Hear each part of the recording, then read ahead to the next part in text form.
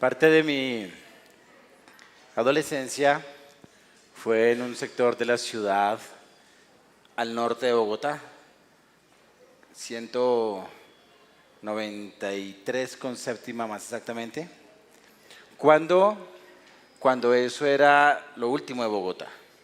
Ya ahora hay más barrios hacia allá, pero en ese entonces ahí parecía que terminaba la ciudad.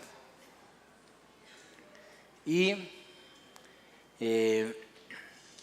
nuestra casa era de 6 metros, mi papá había comprado un lote y entonces teníamos un casalote.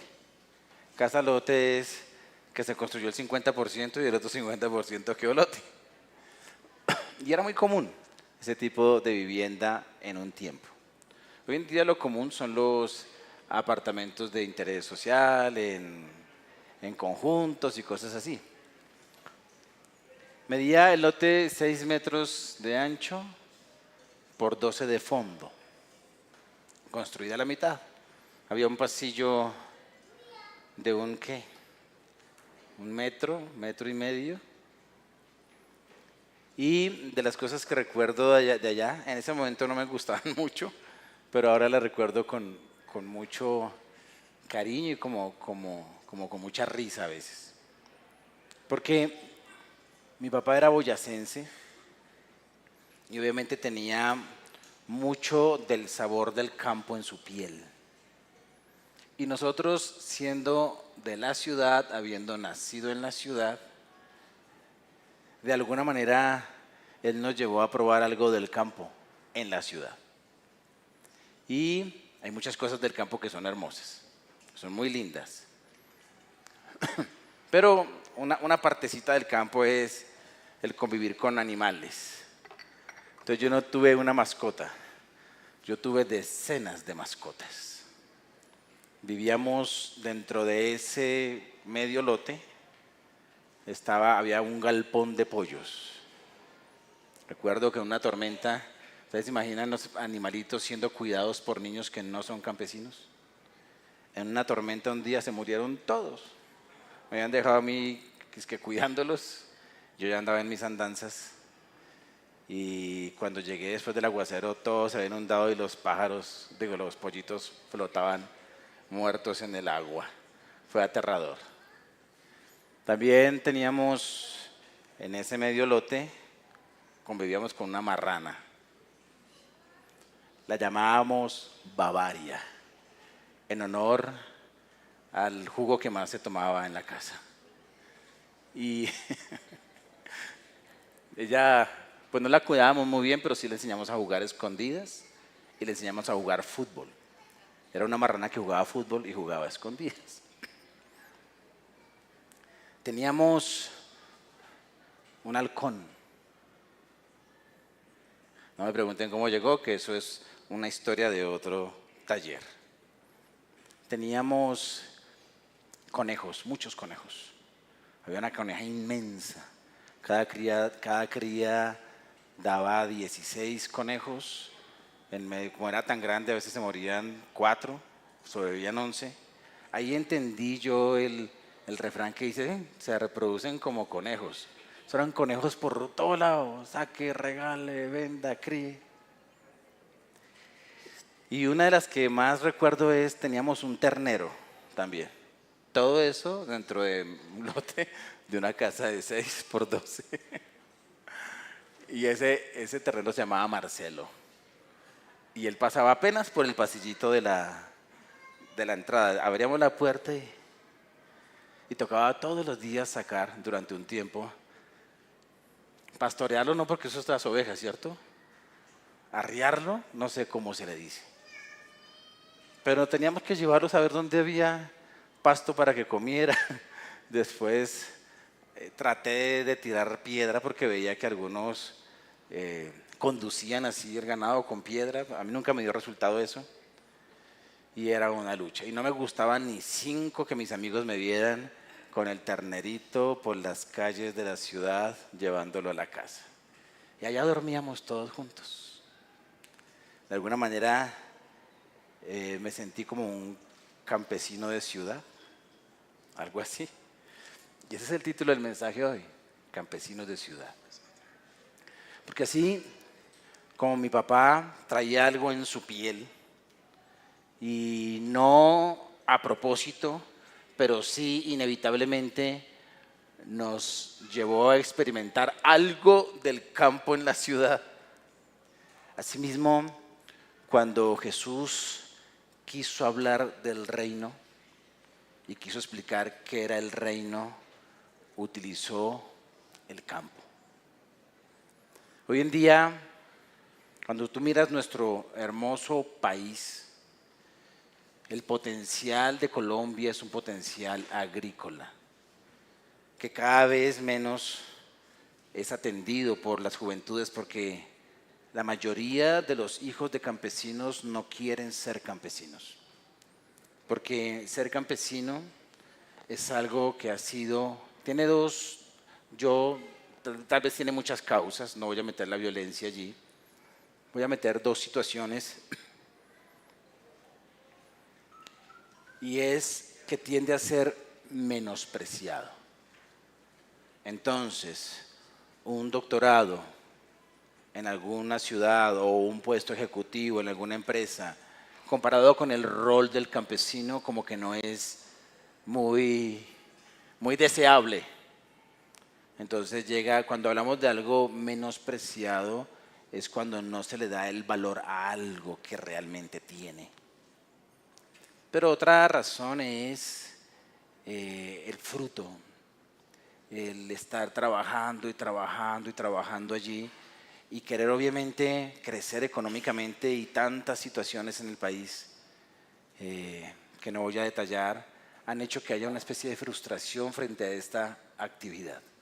Sin embargo, cuando Jesús quiso hablar del reino de Dios, tomó al campesino como ejemplo. Y vamos a mirar como campesinos de ciudad esta historia que Jesús nos cuenta. Está en Lucas capítulo 8.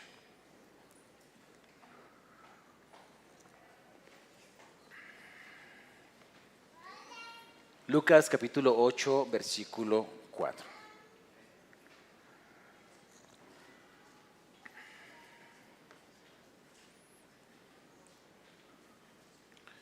Juntándose una gran multitud, y los que de cada ciudad venían a él, les dijo por parábolas.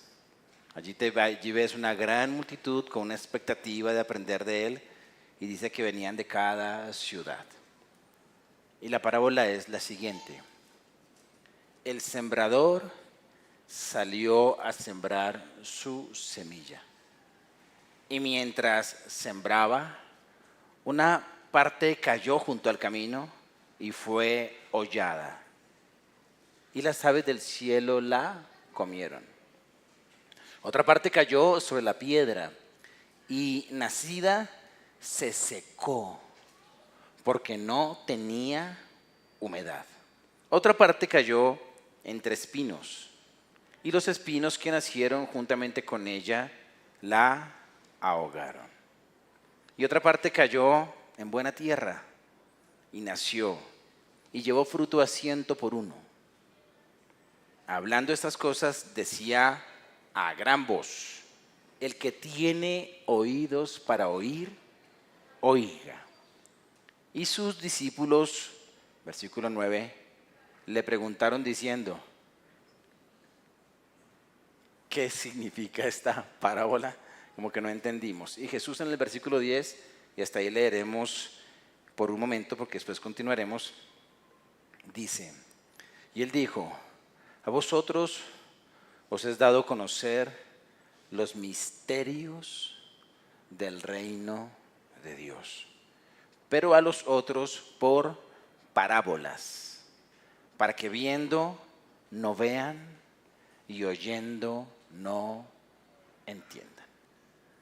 Entonces Jesús cuenta una historia que debería ser clara, sin embargo no es clara para muchos, incluyendo a los campesinos que lo están escuchando, porque allí aunque la mayoría eran pescadores, Sin embargo, era gente de Galilea que era gente de campo. Y el Señor, o más bien Lucas nos declara en el versículo 10, que lo que el Señor está explicando en la parábola del sembrador tiene que ver con los misterios del reino de Dios. Y es que el reino de Dios es en parte misterio y en parte revelación. Misterio para quien nunca logra entenderlo. Revelación para aquellos que, siguiendo las parábolas, las enseñanzas de Jesús, Él comienza a aclararlo cada vez más. Porque lo que va a hacer a continuación Jesús es explicar. Y les dice, ustedes tienen un privilegio que otros no tienen. Y es que a ustedes les ha sido concedido el comprender lo oculto, lo que necesita explicación, lo que necesita revelación. Y es el misterio del reino de Dios. Y cuando hablamos de reino de Dios, no hablamos de un nuevo partido político. Eso es muy importante martillarlo en este tiempo. Porque ha sucedido que uno ha querido elevar, de pronto no con mala intención, pero uno ha querido elevar partidos políticos al nivel del reino de Dios. Y no puede ser así ni debe ser así. Porque el reino de Dios es el gobierno de Dios, no el gobierno de los hombres. Y es diametralmente diferente al gobierno de los hombres. Pero el reino de Dios está en medio, está implícito aquí en este mundo gobernado por seres humanos, y por eso es misterioso, porque a veces uno dice, ¿dónde está que no lo veo? En alguna ocasión, preguntándole a los fariseos, ¿y qué señal habrá del reino de Dios? Él les dijo, no dirán, helo aquí o velo aquí, o mira esta gran manifestación, este cambio cultural tan grande. No, porque el reino de Dios ya está entre ustedes. Es decir, ellos dijeron, ¿cuándo se manifestará eso tan maravilloso de ver a ese gobierno de Dios actuando en esta sociedad que cada vez está peor? ¿Qué señal tendremos? ¿Qué milagros? ¿Qué cosas sobrenaturales? Y el Señor les dijo, no aparecerá nadie diciéndoles, mira, es por aquí o es esto tan grande, sino más bien el Señor dice, no será así porque el reino de Dios ya está, solo que no lo han visto. Y es que el reino de Dios llegó desde que Jesús vino a la tierra y no se ha ido, ha permanecido y sigue actuando, operando. Pero entonces surgen preguntas legítimas, ¿pero dónde? Porque parece que no lo veo, porque en medio de tanta muerte, de tanta frustración con los gobiernos humanos, de tanta frustración con el sistema económico mundial, de tanta frustración, uno dice, ¿dónde está el reino de Dios? Por eso el Señor tiene que irlo explicando y ocultándolo. Y una forma en que Él lo oculta y lo explica es a través de parábola. Entonces, ¿la parábola cumple el fin de enseñar o cumple el fin de ocultar? ¿Quiénes pueden entender las parábolas? Los que se acercan a Jesús a decirle, ¿me explicas? Porque eso es lo que están haciendo los discípulos. Y un discípulo no es aquel que duda de lo que no entiende, sino que aprovecha lo que no entiende para que el Señor le explique. Y cuando tú vas a decirle, Señor, ¿me hablas de esto? Tal vez no recibes respuesta inmediatamente, pero te aseguro que cuando vas con tus interrogantes profundos, existenciales al Señor, Él, en la medida en que te sumerges en la palabra, te irá dando claridad. Por eso, en esta mañana, no intento explicar en un 100% el reino de Dios. Es más, no lo voy a explicar. Voy a narrar, o más bien a ir a lo que Jesús explicó. Entonces primero vamos a analizar la parábola, porque es una escena de campo que está desde el versículo 4. Luego miraremos en el versículo 11 lo que el Señor nos dice mismo de la parábola que él acaba de decir. Pero habla de cómo un sembrador salió a sembrar su semilla. Y esto me parece espectacular. Porque el sembrador es el Señor.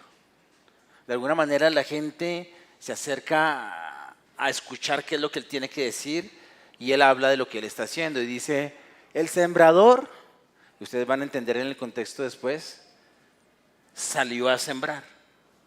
Y está hablando de Él mismo. ¿Qué salió a sembrar? Su semilla. Su semilla. Y luego comienza a hablar del proceso allí de siembra. Y hay varios terrenos, que es junto al camino, que son los pedregales, que son los espinos, y que una parte cae en buena tierra. Y uno diría, oye, pero qué sembrador tan bruto, ¿cierto?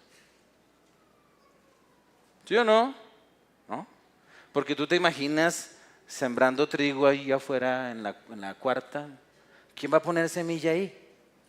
Uno como ciudadano, ignorante de los procesos de campo, yo diría, pero ¿a quién se le ocurre sembrar entre espinos?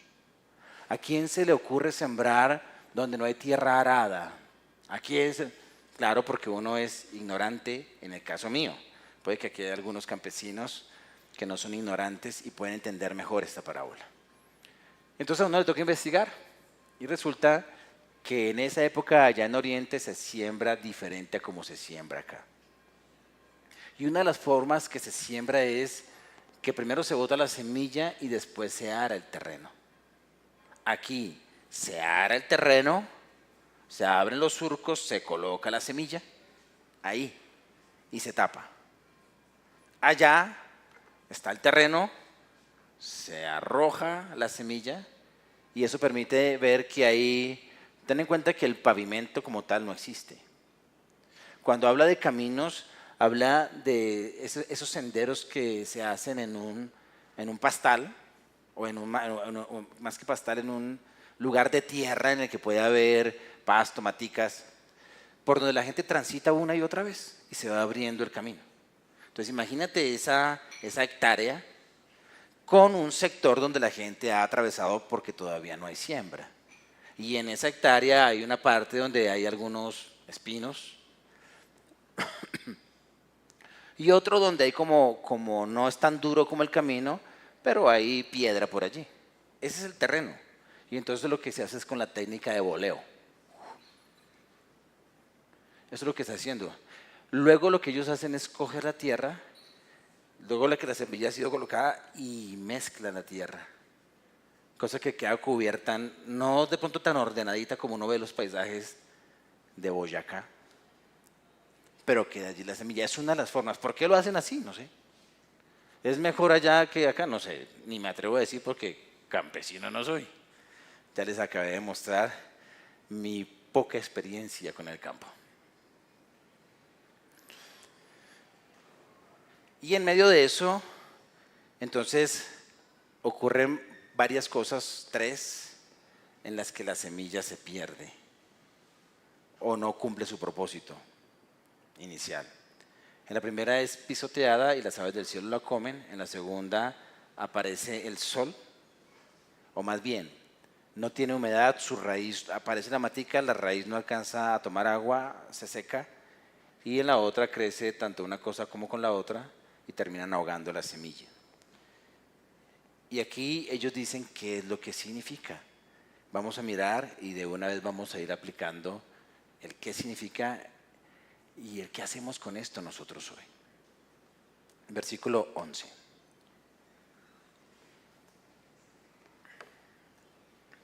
Esta es pues la parábola. La semilla es la palabra de Dios. Y aquí hay algo tremendamente importante, que vamos a irlo aplicando y aterrizando a nuestras vidas. El reino de Dios se esparce, se extiende y se entiende. Se esparce, se extiende y se entiende a través de la palabra predicada. Esa es la forma, ese es el método. ¿Menospreciado tal vez? Puede que sí. Uno dice, ¿cómo así que el reino de Dios? Pues la manera que el Señor extiende el reino de Dios, da a conocer el reino de Dios, y es más, la manera en que uno entra al reino de Dios es a través de la palabra predicada. No está hablando solamente de la palabra escrita. Está hablando de la palabra que está en la boca de un sembrador y se tira. Y así el reino de Dios va funcionando. Permíteme, te doy una pequeña ilustración. Hace un tiempo se celebró la pelea del siglo. A los que no les gusta el boxeo se refiere a cuando dos boxeadores que están en su máximo lugar de fama se van a enfrentar entre sí, y entonces hay una bolsa pactada en la que va a haber muchísimos millones de dólares en juego, y bueno, todo lo que se mueve a través del negocio. A eso lo llaman la pelea del siglo. Es un hombre en una esquina, otro hombre en otra esquina, que se van a dar puños. En ese entonces fueron los protagonistas Floyd Mayweather, le dicen The Money, y Manny Pacquiao, un finlandés contra un americano.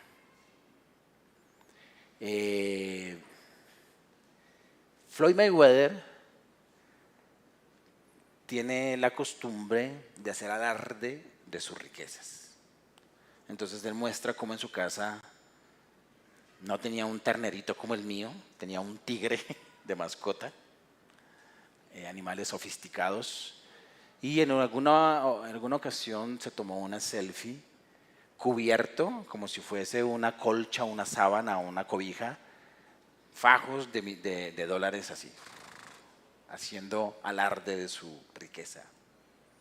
Manny Pacquiao venía de un momento muy difícil en su vida en el año 2012, con su matrimonio a punto de destruirse y recibiendo el primer knockout de su trayectoria, y eso para un boxeador es algo fatal. Venía de una etapa de cambio en su vida, y la gente había notado el cambio porque antes, cada vez que esos boxeadores salen del ring, que casi siempre son en Las Vegas es conocida como la ciudad del pecado.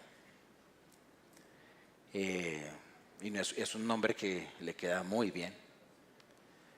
Casi siempre los boxeadores salen a celebrar en la ciudad del pecado, pues con todo lo que es pecado, y a Manny no se le volvió a ver por esos lares después del año 2012. Antes sí. El caso es que la pelea termina.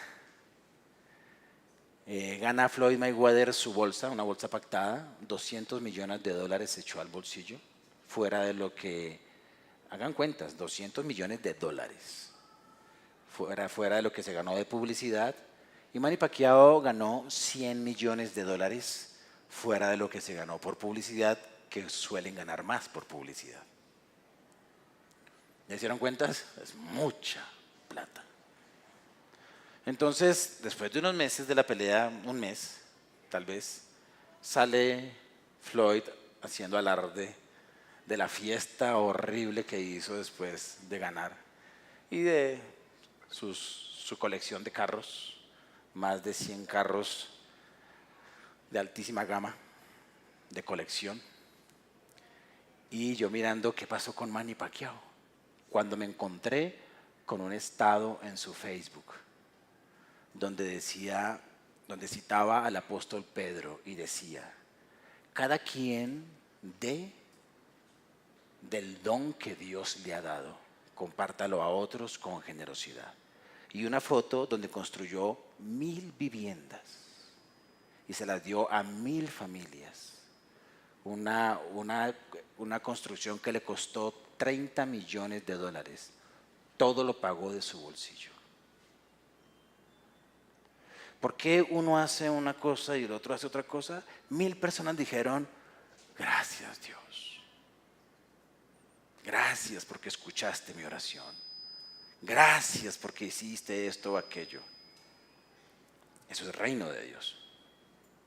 ¿Qué hizo la diferencia? En que un día alguien le predicó a Manny Pacquiao en medio de su crisis del 2012, en medio de su carrera que tuvo un traspié muy fuerte, en medio de la depresión que le dio, la tristeza que le dio, en medio de la derrota, en medio de tener su hogar muy mal. Y alguien le dio la palabra de vida y él la creyó. Y esa palabra dio fruto en él. Porque comenzó a ver al Señor de su vida, a entender cómo es el reino. Y un día dijo, cada quien dé de lo que Dios le ha dado. Y él dijo, tengo 100 millones de dólares, 30 millones para la gente que no tiene vivienda. Eso hace el reino de Dios. ¿Cómo extiende Dios su reino? A través de la palabra predicada. Esa es la forma. Esa es la forma.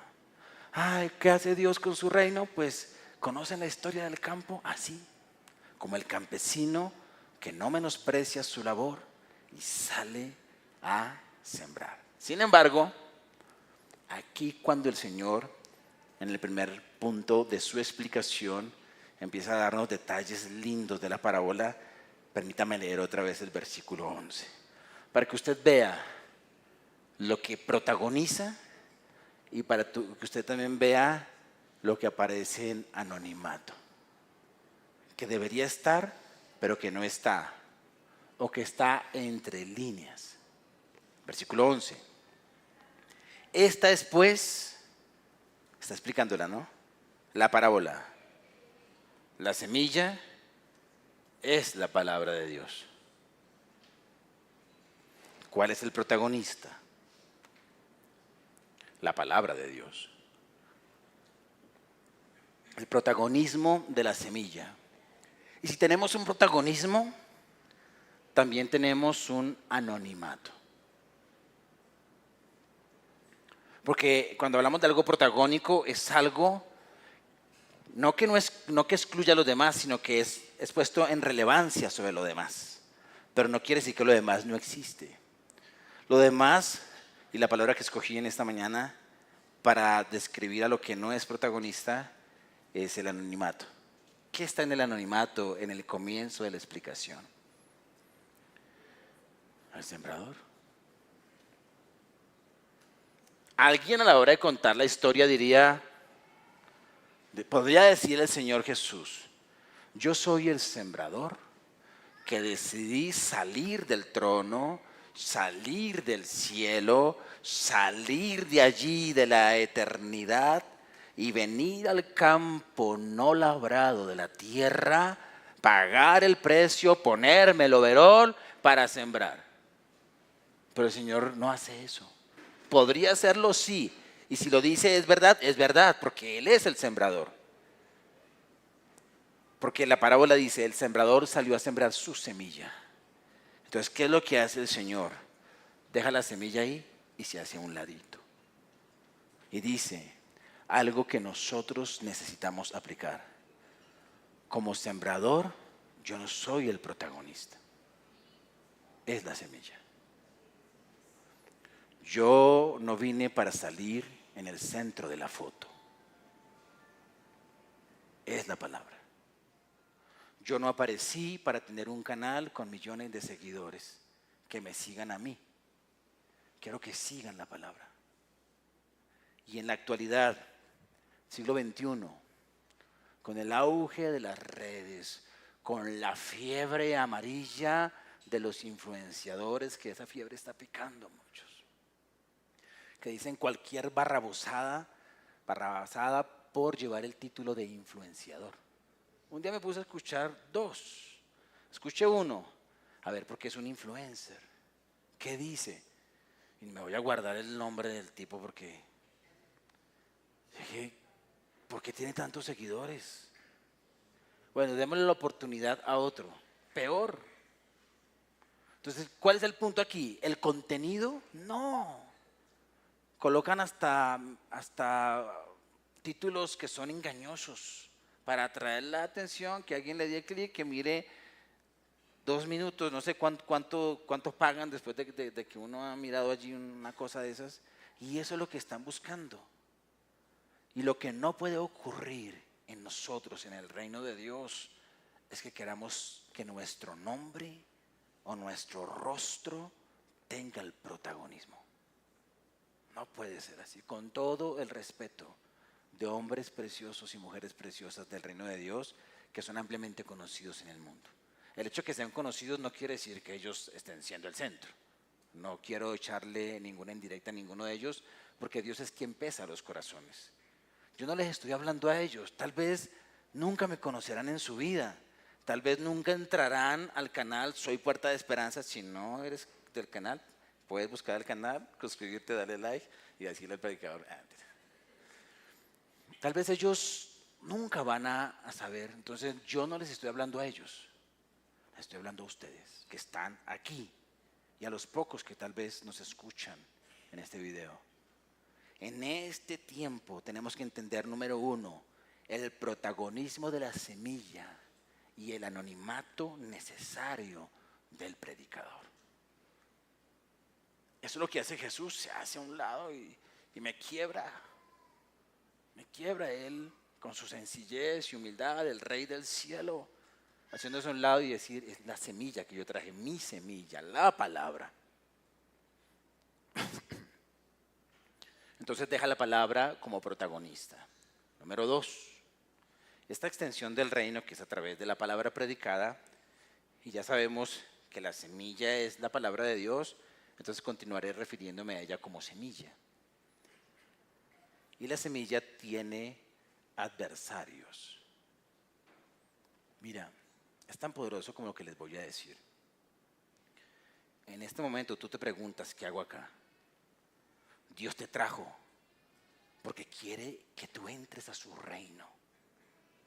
No te va a explicar todo en esta mañana, porque el reino de Dios se conoce de manera progresiva. Pero sí en esta mañana te invita a que entres y seas parte de su reino. Y ya, tú decides qué hacer con la palabra. Pero lo que sí te digo es que la palabra tiene adversarios. Y los adversarios son los que vienen a continuación. El Señor sigue explicando, versículo 12. Y los de junto al camino son los que oyen. Y luego viene el diablo y quita de su corazón la palabra para que no crean y se salven. Primeros adversarios de la palabra. El uno está evidente, el diablo. El otro no es la tiroides, que hoy le echan la culpa a la tiroides de todo. El diablo y la tiroides son los causantes de toda maldad.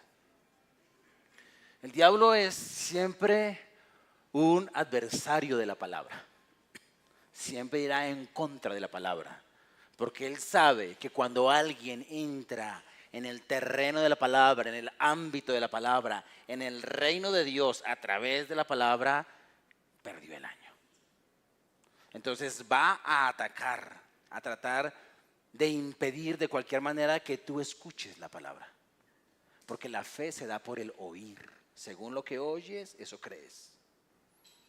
Por eso tenemos tanta degradación en el género femenino y en el masculino. Escucha las canciones que se repican y se repican y se repican, mostrando a la mujer como un objeto.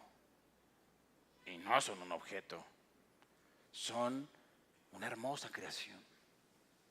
¿Sabes qué dice la Biblia de las mujeres que están aquí?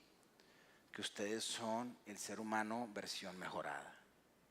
Porque primero fue el hombre y el Señor dijo, algo me falta, ¡pum!, puso a la mujer allí.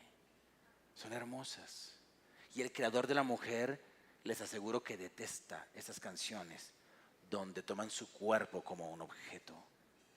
Pero ¿por qué está tan normalizado a tal manera que las mismas mujeres, yo vi una vez en un Transmilenio una canción horrible hacia la mujer y la que la iba cantando era una mujer?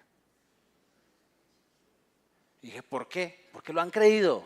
¿Y por qué lo han creído? Porque es el repique y el repique y el repique y el oír y el oír y el oír, y lo que tú escuches va a formar tu fe. Y tu fe puede ser una fe errada.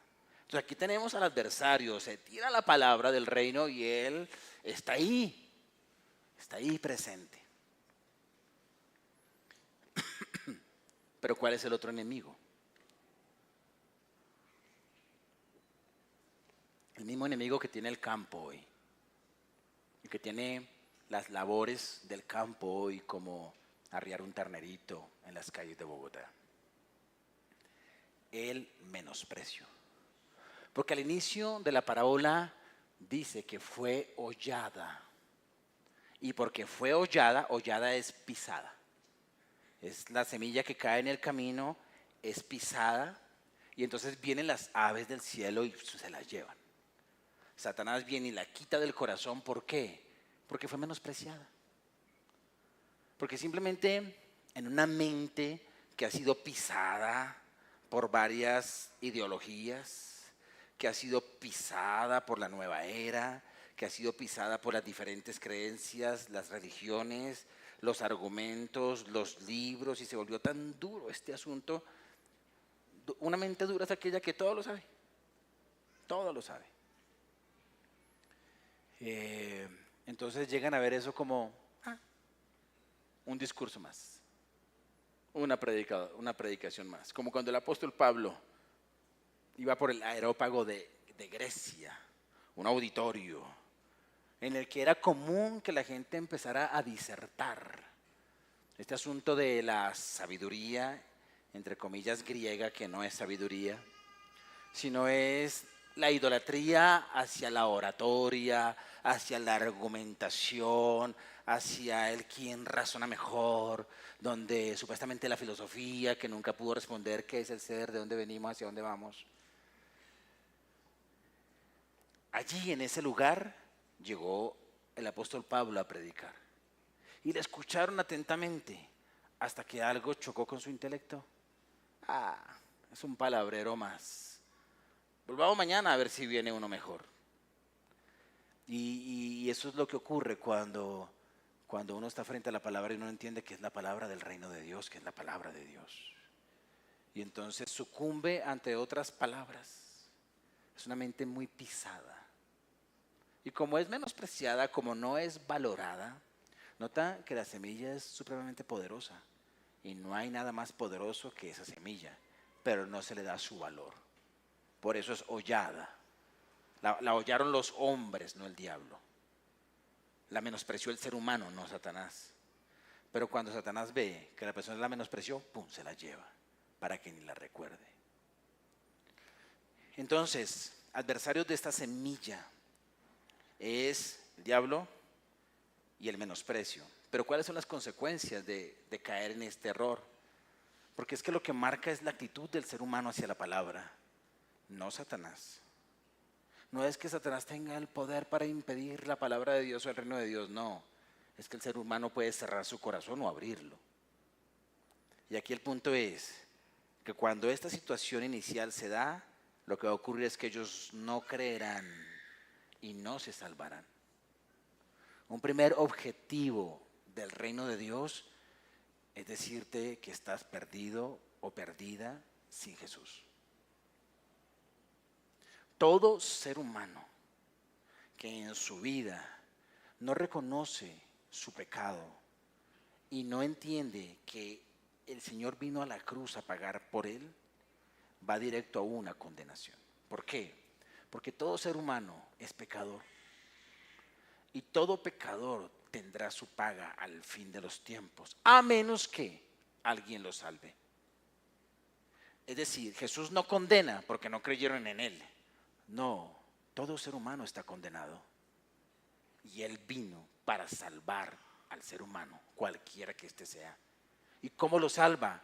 Diciéndoles la palabra. Y la palabra de Dios dice, todos han pecado y todos están destituidos del reino de Dios. La paga del pecado es la muerte, mas el regalo de Dios es vida eterna en Cristo Jesús. Y cuando tú, por creer este asunto, que eres pecador, que necesitas perdón, que la vida no termina con el velorio, sino que después de la muerte hay algo, y ese algo es o un infierno o una vida eterna con el Señor, y tú has creído en eso y sabes que el único que murió por los pecados es Jesús, porque hay filosofías y hay creencias que te van a decir que tú entras a un ciclo allí interminable de muertes, nacimientos, muertes, nacimientos. Otros te dirán que la materia es eterna, que simplemente se transforma, entonces que tú dejas de ser y ahora te vuelves en materia y sigues siendo materia en algún lugar del cosmos. Eso lo dicen las otras, no te hablan de una vida eterna, no te hablan de una salvación, porque obviamente son falsas. Pero yo tengo que decirte hoy que después de la muerte hay un juicio. Y la Biblia dice, la palabra de Dios dice, que es necesario que los hombres mueran una vez y después de esto el juicio. Y cualquier persona pecadora que va a un juicio donde no puede ocultar nada, va a ser hallado culpable. Y si es hallado culpable, será condenado. Pero Jesús, queriendo detener eso, vino y pagó el precio del pecado. Y dio su vida para que tú tengas vida en Él. Ahora, ¿lo crees? Ahí está el punto. Satanás va a querer que tú no creas. Dice, para que no crean y se salven. Pero si tú crees, entenderás lo que es la salvación.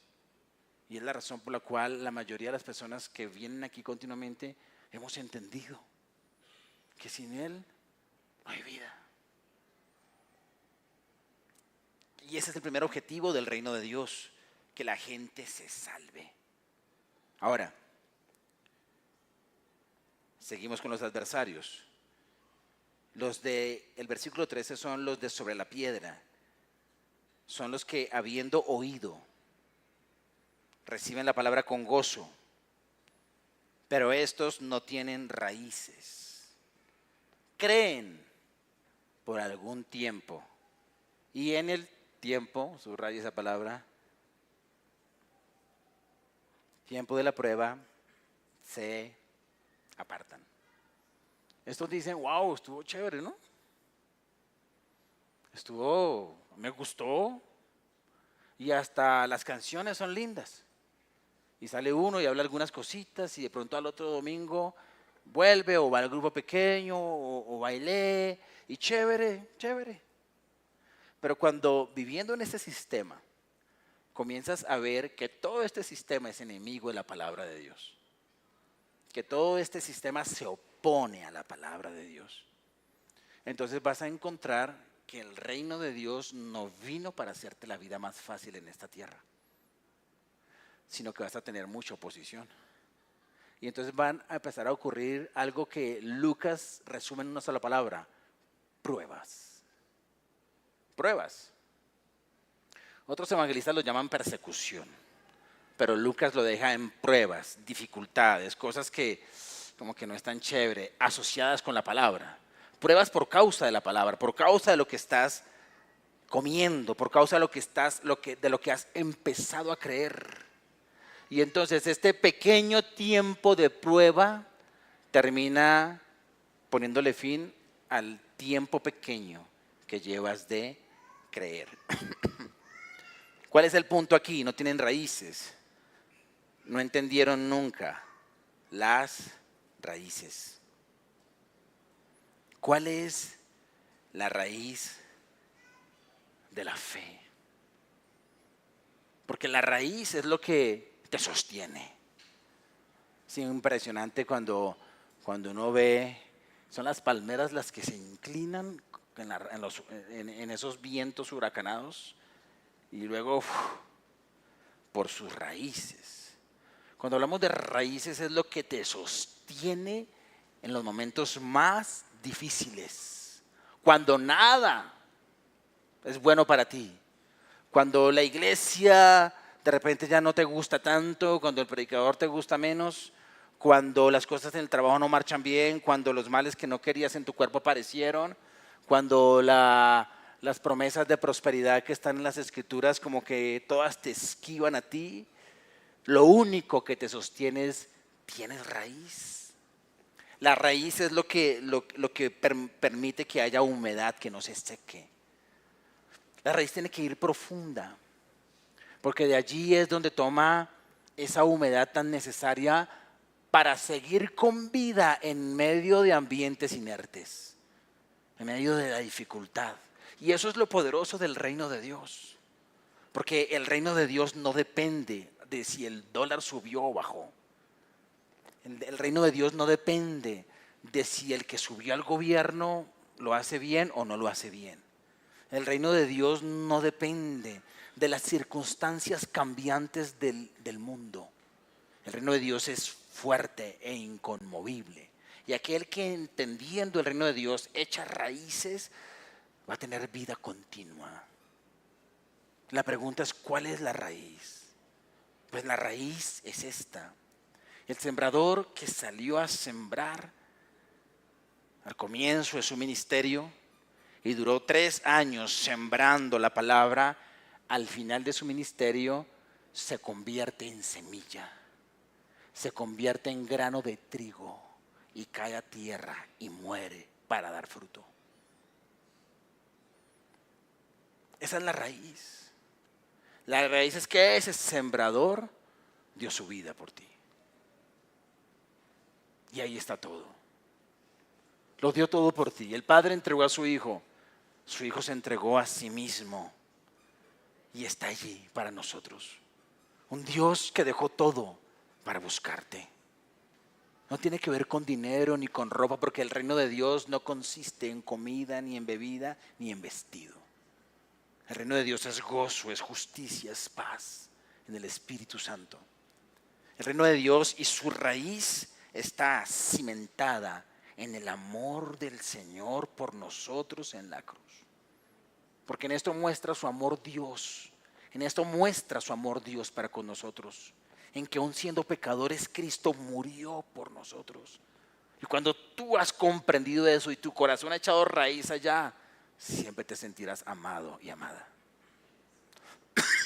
Y si algún día, perdóname, si algún día vienes la tos a interrumpirte, si algún día viniese alguna situación para cortarte, para separarte de Cristo, y tú sientes esa leve separación, no podrías vivir sin el amor de Él. Es saber que cuando nada funciona, Él está ahí amándote. El Cristo que murió por ti siempre está ahí. Y esa es la raíz. Eso es lo que lleva a hombres y a mujeres a las más tremendas persecuciones, a las más duras pruebas, a permanecer. Esa es la razón por la cual en algún momento, si tú quieres seguir entrando en el reino, entrarás al libro de los Hechos y verás uno de los capítulos que más me conmueven. A un Pablo y a un Silas que salieron como sembradores a tirar la semilla. Y no le gustó ni 5 a la gente la semilla que botaron ese día del reino. Y fue tan dura la confrontación que los cogieron, los golpearon, los azotaron, los metieron en una cárcel, los metieron en el sótano, en el calabozo del fondo allá, amarrados en el cepo, torturados. Lo único que les dejaron libres, craso error del enemigo, fue la boca con la que habían sembrado. Estos sembradores, además de tener semilla en su boca, tenían alabanzas en su corazón. Y allí en medio de la prueba, ya no para un auditorio, ya no cantando para que los escucharan los demás, sino producto de que estaban arraigados en el amor de Dios, en el saber que sin Cristo no somos nada. Entonces elevaron canciones, hicieron un culto. Y fue tan poderoso eso, que si quieres saber qué sigue, tienes que leer el libro de los Hechos. Pero cuando uno canta en medio de la aflicción, quiere decir que estás arraigado en el amor. Ahora, estos, ¿les gustó una parte? Aparte en la que nos hacen reír en el culto o la que nos hacen llorar. Algunos, los que duermen bien en el culto. Ay, por lo menos lo arrulla uno ese predicador. No sabemos qué dice, pero tiene una voz arrulladora. Uno llora o ríe o se duerme, pero uno descansa.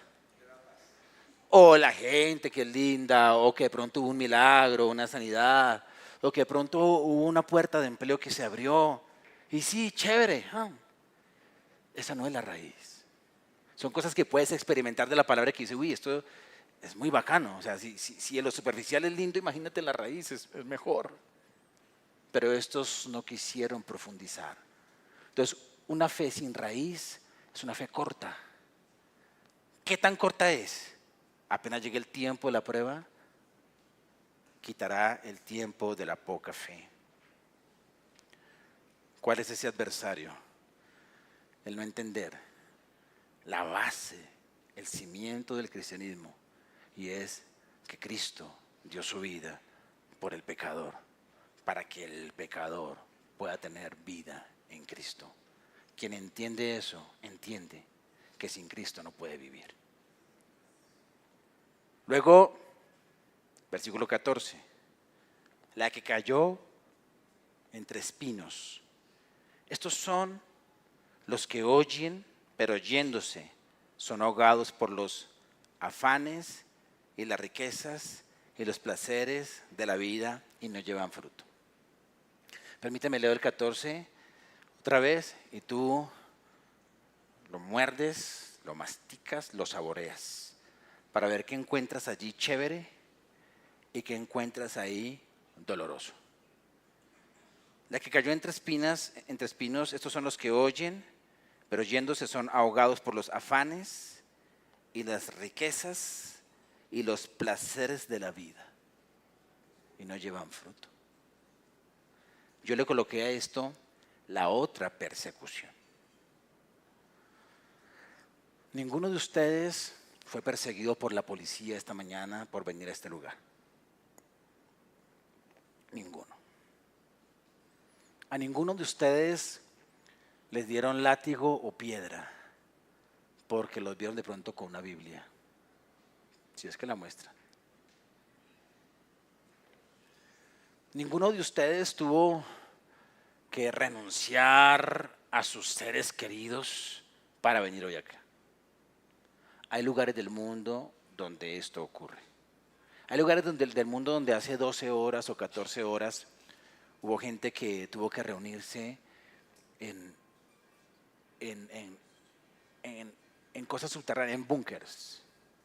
Hay gente en el mundo que tuvo que disfrazarse o cubrirse o coger atajos para llegar a un pequeño lugar de reunión. Hay predicadores hoy en el mundo o cristianos hoy en el mundo que son declarados objetivos militares, objetivos de búsqueda, porque sospechan que son cristianos. Sucede en Corea del Norte, en China, en Afganistán. Eso es prueba. Y hay muchos allá que por esa prueba no siguen el Evangelio, porque saben que dar el paso hacia la fe es firmar su sentencia de muerte. Entonces se quedan allí. Pero hay otros que entendiendo la raíz, hoy se congregaron. Nosotros no vivimos esa persecución, vivimos la otra persecución. ¿Cuál es la otra persecución? Los afanes, las riquezas y los placeres de la vida. Los afanes, las riquezas y los placeres de la vida. El mundo es muy general, por eso Lucas lo detalla. Vivimos en una sociedad cargada de ansiedad. Ansiedad. Cuando tú entras al reino de Dios y tu vida es arraigada en Cristo, la ansiedad se va. Se va, se tiene que ir. Se tiene que ir. Porque cuando hablamos de ansiedad, hablamos de las cosas que asustan al ser humano a presente y a futuro. ¿Qué asusta? ¿Qué preocupa? ¿Qué te preocupa? Si Lucas se pusiera a detallar, a hacer checklist, sería una lista interminable. Así que si él no la hace, yo tampoco la voy a hacer. Pero ¿qué cosas a futuro tratan de meterte miedo, ansiedad?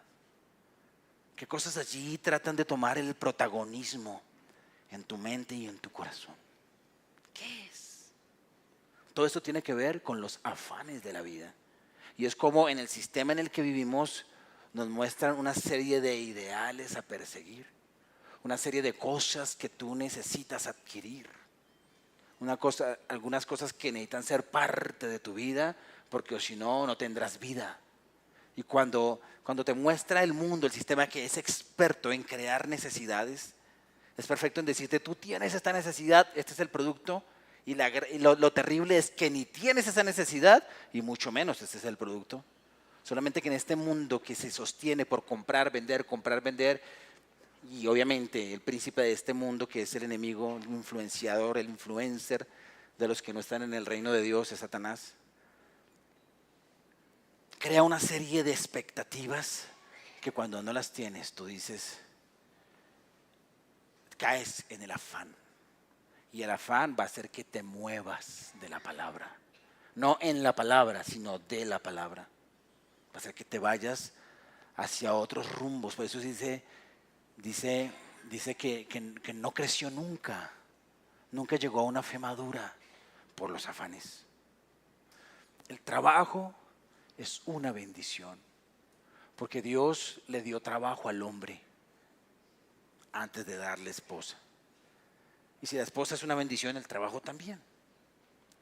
Pero nunca el propósito del trabajo en Dios es que vivamos ansiosos por tenerlo o no tenerlo.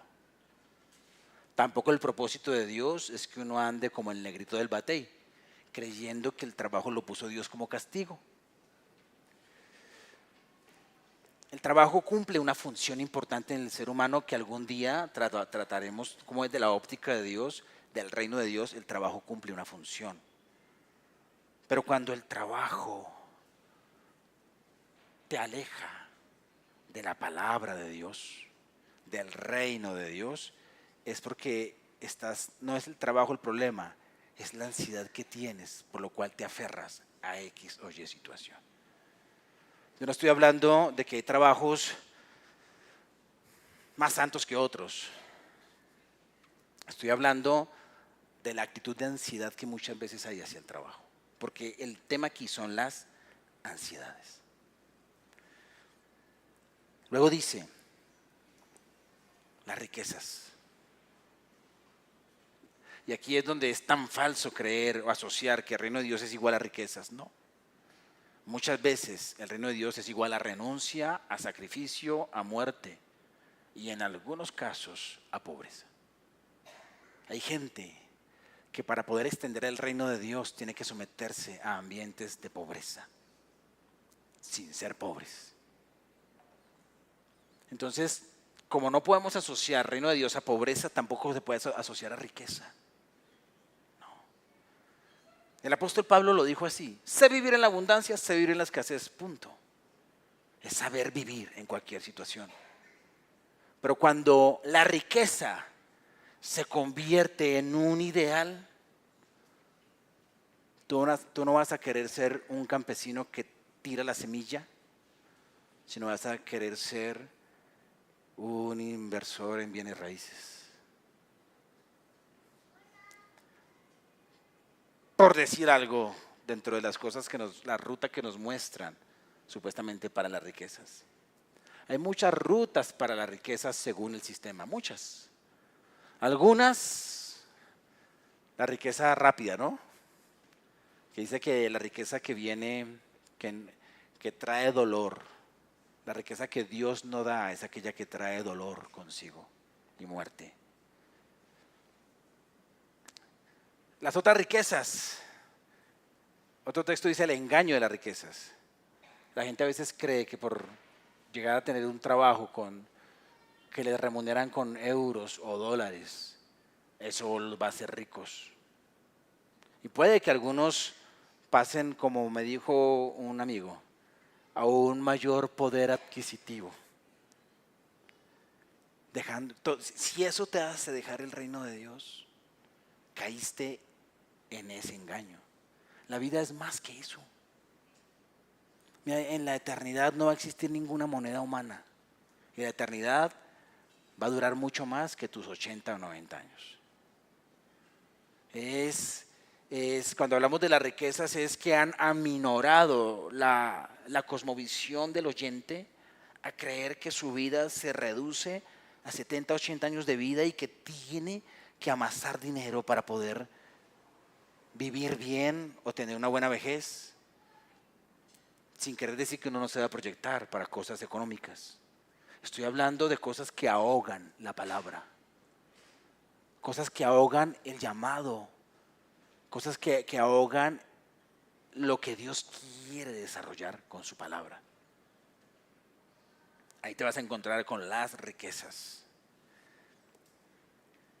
Me decía mi hijo Caleb en estos días, leyendo algunas noticias de los famosos, me decía: papi, entre más dinero hay, más oportunidad de hacer cosas malas, ¿cierto? Sí. Sí. Es increíble las cosas que se hacen en los ambientes donde hay muchísimo dinero. Ahora, no los critiquemos, porque si estuviéramos allá, con esa cantidad de dinero, tal vez haríamos lo mismo. Ahora, si tú vas al reino de Dios y llegas a esa cantidad de dinero, va a cambiar el asunto. Por eso quise traer a Manny Pacquiao, de cómo uno puede tener muchísimo dinero y a la vez mostrar qué se hace con la riqueza en el reino de Dios. No es un mensaje contra la riqueza, es un mensaje contra el no valorar la palabra del reino de Dios por encima de todo. Y los placeres de la vida. Muchos de los placeres de la vida son pecado. Otros inicialmente no son pecado. Entonces, los que son pecados no se los voy a decir porque ustedes y yo creo que hemos conocido eso, ¿cierto? Y practicado si ha habido plata para eso. Porque algunos dicen: yo nunca lo he hecho porque no ha habido plata para hacerlo. Qué vergüenza, ¿cierto? Pero así es. A todos aquí el principal pecador de esta congregación soy yo. Porque es que esa es la ventaja que uno tiene de esa puerta para acá. Que tú entras y ya, eres reconocido en igualdad de condiciones de todo el mundo, pecador. Todos pecamos. Y cuando uno es confrontado con su propio pecado, terrible. Uno peca y el pecado es horrible. Así que no es un discurso contra pecadores, sino es como los pecadores podemos pasar una vida mejor. Y es la que nos da el reino de Dios. Para eso nos arrepentimos, entonces comenzamos a ser pecadores arrepentidos y luego Dios comienza un proceso con su palabra de transformación, esperando a que dé fruto. Cuando hablamos de placeres de la vida, llega un momento donde si tú crees que la vida es un paseo, soñarás con estar viajando y conociendo el mundo entero y probando exquisiteces. En estos días vi en uno de los muñequitos que ven mis niños el postre más caro del mundo. Sunday Gold, no sé qué, de 24 quilates. Entonces yo dije: eso es puro cuento. Y Luca me dijo: existe, papi, existe. Y me metí a buscar en algo así muy secreto, Google. Y sí, $8,000. Un postre rociado en oro, $8,000. Multiplícalo por 4, 32 millones de pesos un postrecito así. Los placeres de la vida. Hay gente que persigue esas cosas. Pecado sería comerse una vaina de esas. Con 32 millones de dólares, tú le das a muchas familias para un mes de comida. Cuando hablamos de placeres de la vida, la red te muestra una serie de cosas. Ay, yo quiero. Y uno cae en ese engaño de creer que consumir cosas, y yo podría tomarme este tinto, está delicioso, y una selfie aquí y ponerle aquí una etiqueta montada de una marca que no es este café, el café más caro del mundo. Y después alguien ve esa foto y no ve toda la falsedad que hay detrás de esa foto.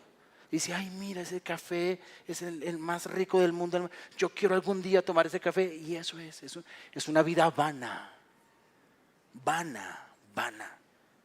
Vivir para los placeres es buscar en qué derrocho mi vida.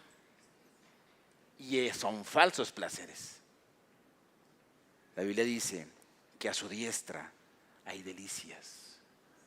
Y no hay nada más delicioso que adorar al Señor. Termino con lo siguiente. Ya saben que cuando digo termino falta media hora, ¿no?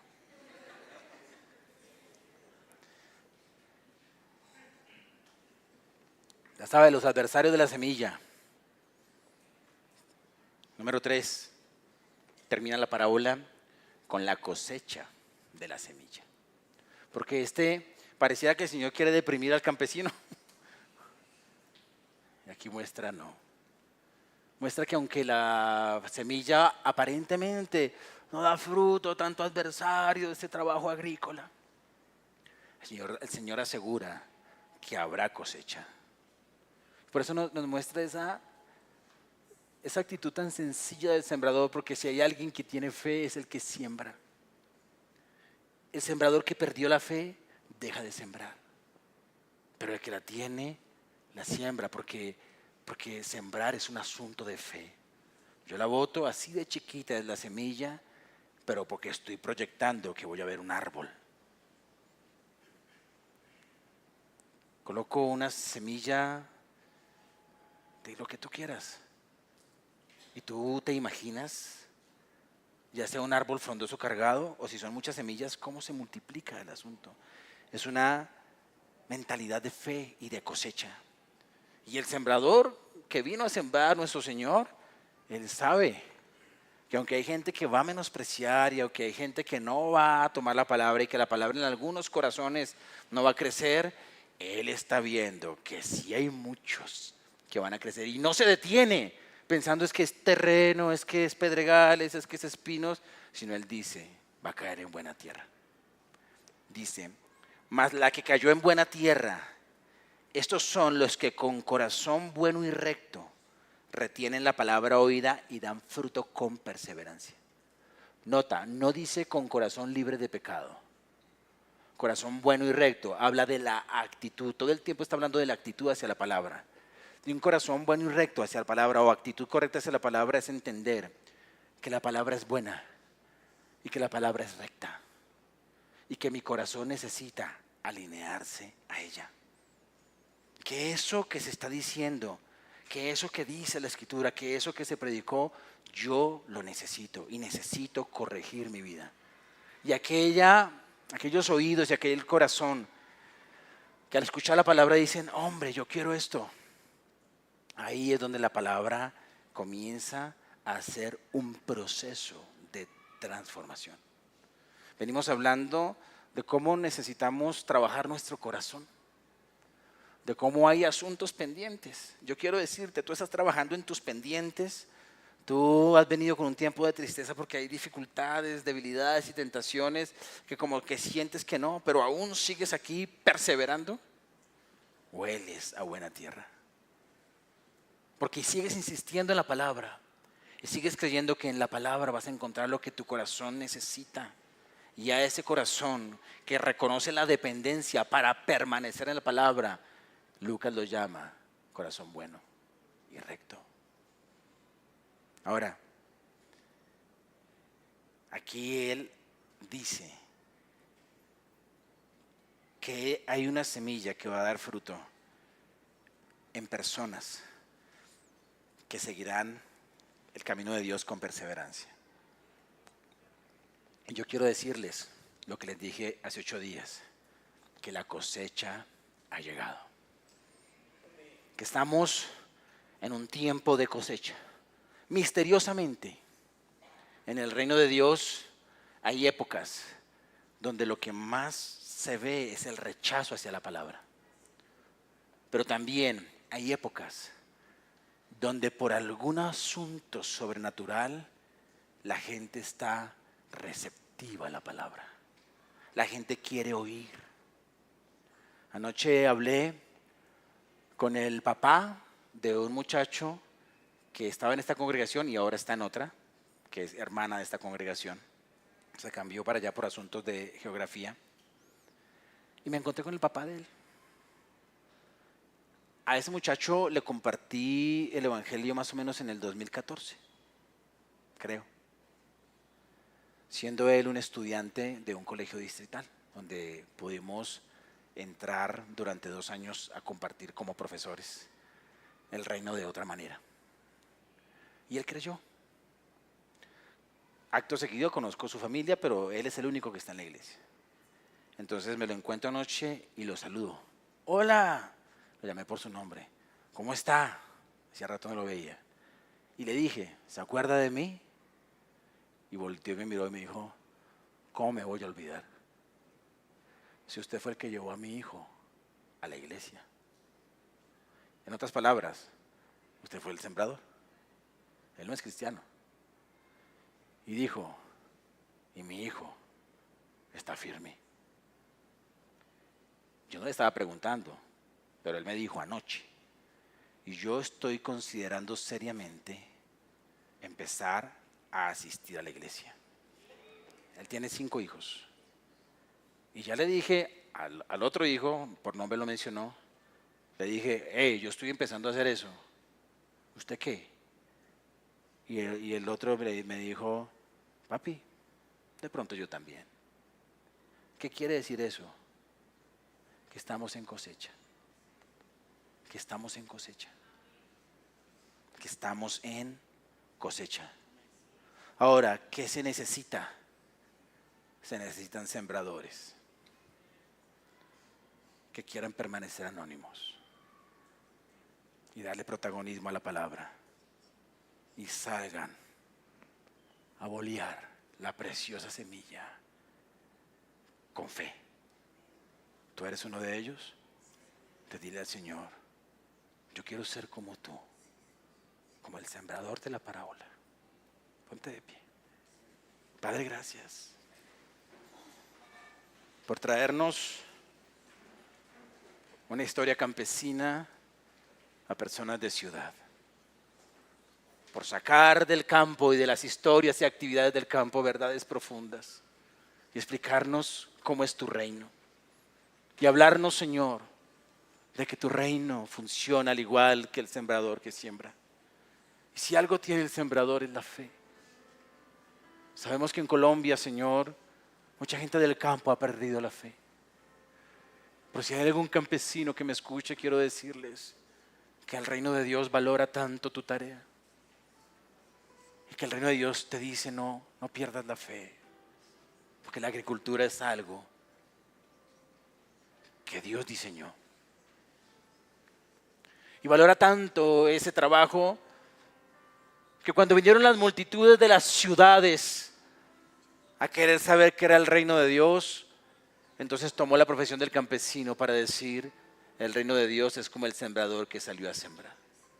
Y gracias, Rey del cielo y de la tierra, por verte en la parábola como el sembrador que salió a sembrar su palabra. Gracias, Señor. Gracias por tu sencillez, por tu belleza, por tu humildad. Gracias por amarnos tanto. ¿En qué se muestra el amor de Dios en esta parábola? En que Él salió Él no se quedó encerrado en los templos. Él no se quedó encerrado en las sinagogas. Él no se quedó encerrado con la preciosa semilla en su casa. Él no se quedó encerrado en su familia. Él no se quedó allá encerrado entre ángeles, diciendo podemos vivir sin el ser humano, igual aquí todo es santo, es bello.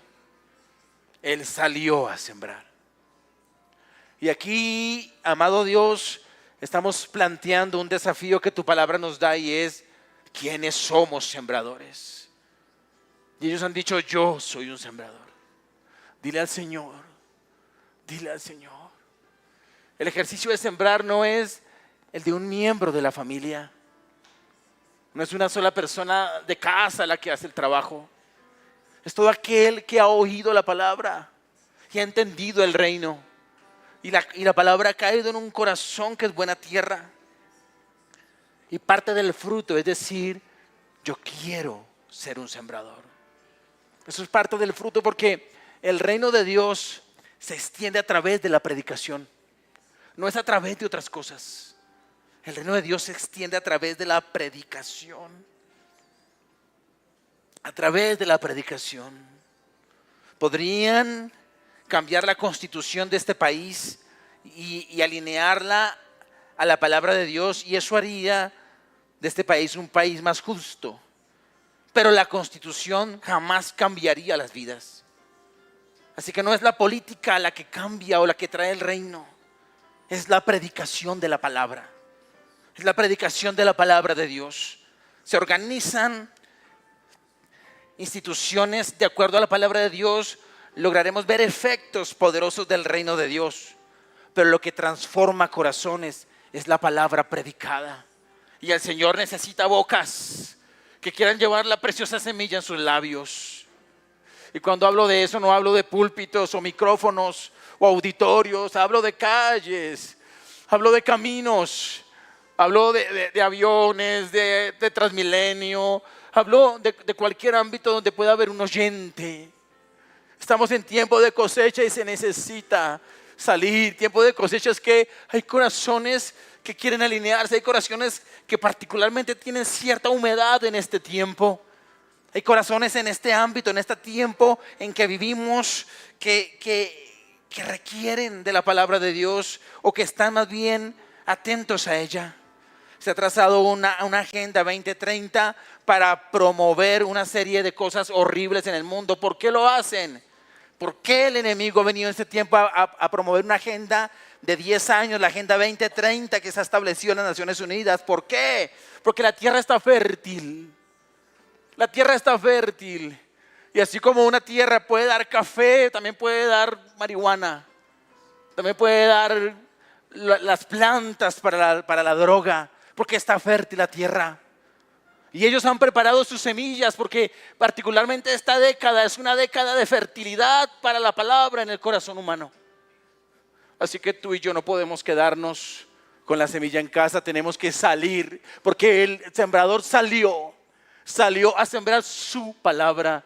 Nosotros saldremos a sembrar no nuestra palabra, sino la palabra de Jesús. Sigue siendo la palabra de Él. El sembrador ha cambiado, ha mutado, pero la palabra es la misma. Por eso la palabra es la central, la protagonista. Porque el Señor sabía que los sembradores irían cambiando. Él estuvo allí, se hizo grano de trigo y murió. Pero luego quedaron los apóstoles como sembradores. Pero luego de eso los 500 que se convirtieron. Pero luego de eso la primera generación de cristianos. Y la palabra siguió siendo la misma. Siguió siendo la misma. Luego alteraron la semilla y por eso se generó un tiempo de tanta oscuridad en lo que llamaron históricamente el cristianismo, pero que no era el cristianismo. Ahora en el siglo XXI, la urgencia son los obreros, los sembradores. No hay oficio más digno que ese, que el de como campesinos de ciudad, llevar la preciosa semilla a todos los lugares del mundo. Dile al Señor con la más profunda sinceridad que tú tengas: Señor, yo quiero ir, yo quiero salir y dar tu palabra, y dar tu palabra, y dar tu palabra. No me corresponde a mí juzgar qué tipo de terreno es el corazón que la recibe. Me corresponde a mí simplemente entregarla. Tu palabra es poderosa para dar fruto en terrenos no arados. Gracias, bendito Señor. Gracias, precioso Cordero de Dios, por hablarnos del reino. Que el reino de Dios sea multiplicado en esta década. Que el reino de Dios se extienda a las mujeres, a los hombres, a las familias, a las ciudades, a los campos, Señor. Que este lugar se convierta en una plataforma de la extensión del reino de Dios. Y que este auditorio precioso que está ahí sea un auditorio de sembradores en el nombre de Jesús. Gracias, bendito Señor. Te amo. Adoramos al sembrador que salió a sembrar por primera vez. Adoramos al Dios que se hizo hombre y que depositó su reino en semilla. Adoramos a aquel que ha arado nuestros corazones y hace que nuestro corazón dé fruto. Adoramos a ti, Señor, y amamos tu santa palabra que sigue transformando nuestro corazón. En el nombre de Jesús. Amén. Toma tu lugar, por favor.